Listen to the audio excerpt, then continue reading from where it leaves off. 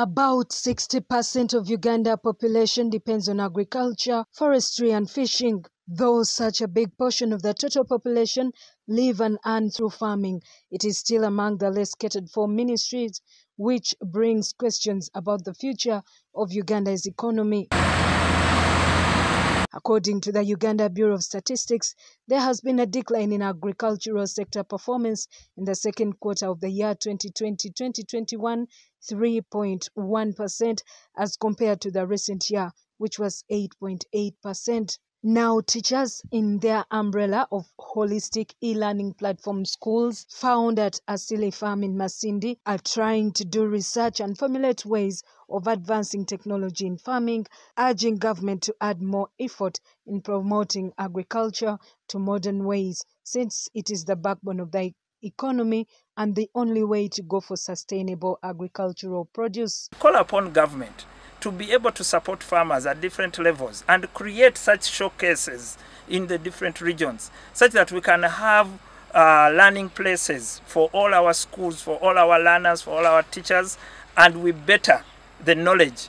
Otherwise, science taught in class and is not applied, we don't see the application of it in the field, is really dead science. We had a stopover at Asili Farms in Kiryandongo, and we were trying to see what can the government do to have an effect on communities. Ronald Dungu, the team leader at Holistic E-Learning Platform Schools, says they have already started engaging students in more of practical lessons, especially to those that are technologically correlated, while teaching agricultural lessons, a thing that will give them enough experience before leaving schools. These are the kind of technologies we would like to bring to our classes as we teach, because there are principles, for example, of mathematics. When we are drawing straight lines, when we are talking about particular topics, there are principles we don't show in class, and they are all applied here at the farm.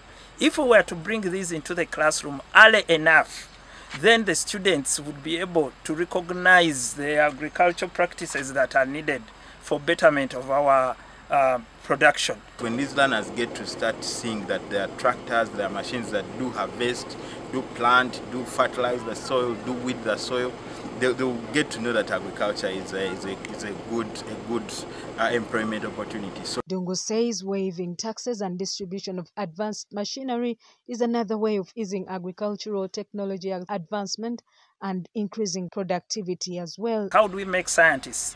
A scientist comes from such a visit. A scientist comes from seeing how such a harvester works. Multiply that effect so that they engage more farmers, give them better agronomic practices, and then the farmers that have been trained can be trainers of other farmers. Some experts say that using modern fertilizers is more of harm to the nature, but Didas Agaba, the field's technical supervisor at Asili Farm, says using organic fertilizers leaves no side effects and urged farmers always to avoid using fertilizers that aren't organic. Chemicals, it's good to avoid chemicals that have residual effect.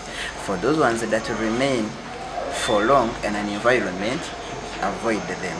Only use those ones that can easily be degraded and you know everything is okay. This story was filed by Desan Cheswa for Dream TV News.